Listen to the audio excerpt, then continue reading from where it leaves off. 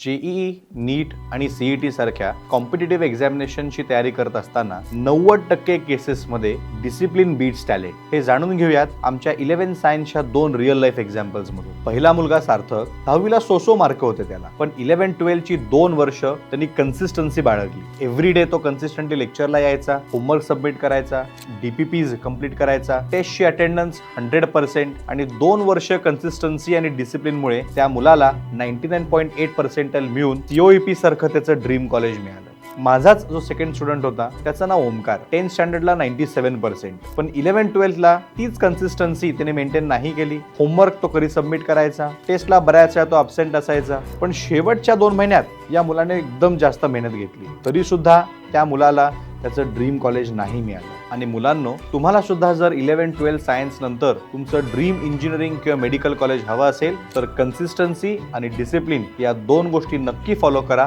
आणि ही रील तुमच्या 11-12 सायन्समध्ये शिकणाऱ्या फ्रेंड्सना नक्की शेअर करा.